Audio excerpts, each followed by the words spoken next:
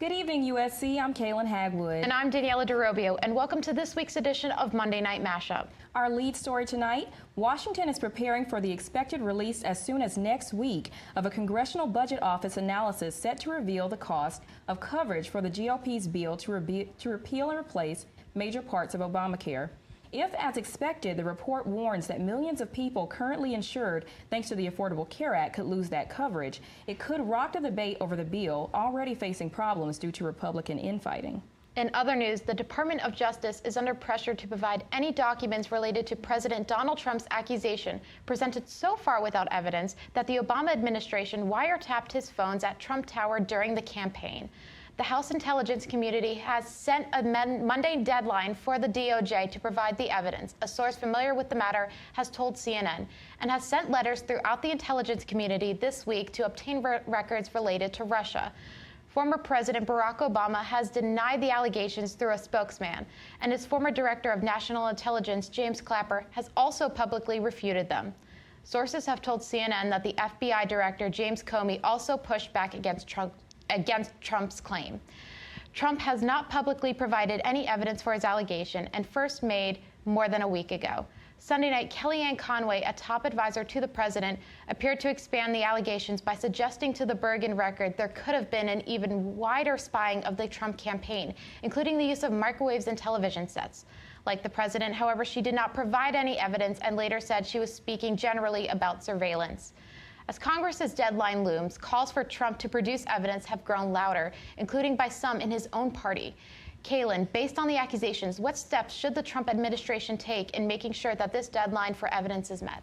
I think that transparency is just the biggest thing that he should do. Definitely pumping out any documents, if there are any, with evidence of these claims.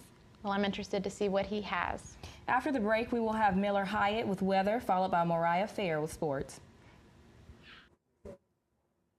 Hey everyone, I'm Miller Hyatt with your weather forecast. It was a cloudy and rainy day today, and as well as it is very cold with 40s in Columbia. Even up in the north, we have a nor'easter currently with blizzard watches. And in New York City, Philadelphia, and Boston, heavy snow, even some schools are closed, which is rare for the Northeast. Let's look at the 7-day forecast now. And you can see that by tomorrow, it warms up very much in the 60s, which is a lot warmer compared to today in the 40s. And we warm up just in time for St. Patrick's Day on Friday. So enjoy those parades. And by the weekend, upper 60s, which feels a lot more like spring. And now here's Mariah with sports.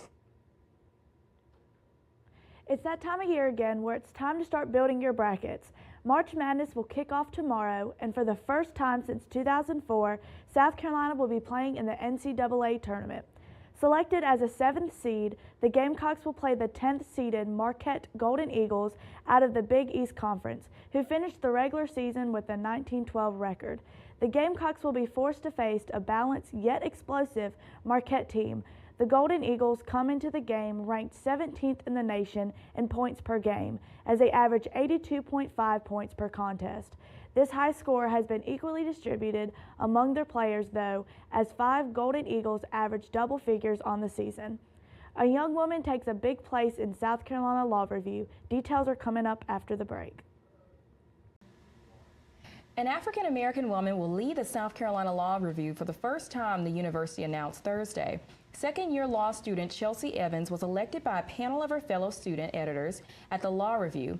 Evans said in a statement, "I'm incredibly humbled to be elected editor-in-chief, and I hope that my election encourages more women and people of color to pursue law degrees, journal membership, and the position of editor-in-chief." Evans also spent her undergraduate years at USC, earning a bachelor's degree in public health. In addition to the Law Review, she is a member of the Black Law Students Association, a pro bono member, and a research assistant and a judicial extern for the U.S. District Court judge. She has previously served as a Mayor's Fellow under Columbia Mayor Steve Benjamin and as a mentor to minority middle school students through the Constitutional Scholars Pipeline program. Evans will lead the Law Review's almost 60-person team for a full year, overseeing 4 publications of the journal. Though she recognizes the pressures of the job, Evans has faith in her ability to see the 69-year-old publication into a new era. Daniela, how do you think Evan will handle the pressure of this job being so young? Well, I always love seeing female empowerment, and I have to say, to Evans, congratulations, and I wish you the best of luck.